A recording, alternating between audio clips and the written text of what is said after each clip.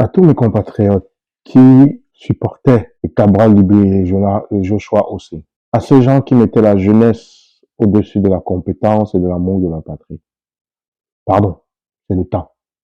Laissez-moi les Cabral Libé et les Joshua aussi. Et rangez-vous derrière le MRC.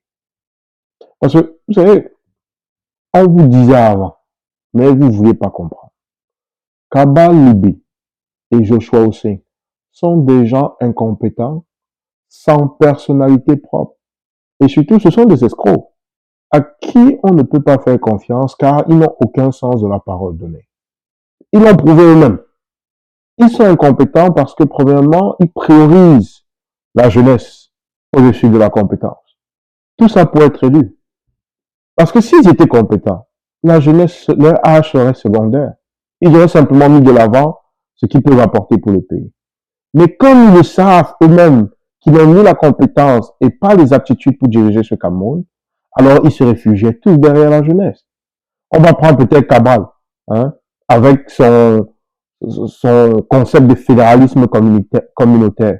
C'est simplement une institutionnalisation et légalisation du tribalisme. C'est tout. Hein.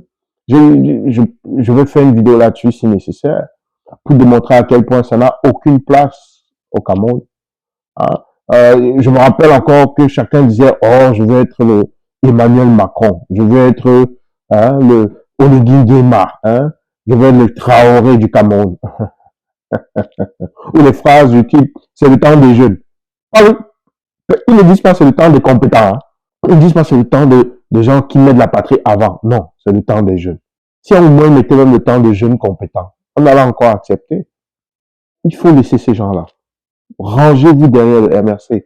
Parce que le MRC, j'ai la conviction que c'est le parti qui nous donne une chance. Je n'ai pas la garantie, mais la conviction que c'est le parti qui nous donne une chance pour bâtir quelque chose et se préparer à ce qui s'en vient. Parce que la colonisation de l'Afrique s'en vient. Vous supportez les gens comme Ossé. Il a passé des années à exposer sa collaboration avec le régime en place. Il a des faits d'armes, des années qui le prouvent. Et pour finir par poignarder dans le dos son père politique, qui était John Fonji. Cabral, alors, il nous a expliqué ici, fatigué, qu'il veut être Emmanuel Macron du Cameroun. Est-ce que... Mais regardez ce que Macron a fait de la France. Donc, c'est ce que Cabral veut faire au Cameroun, en fait. C'est ce que Cabral veut faire au Cameroun. Hein? Il veut bousiller le tissu social, bousiller les valeurs morales, les valeurs de la famille, bousiller l'éducation, hein, détruire l'économie, comme Macron le fait en France. Mais Macron, il a quel âge? C'est un jeune, non?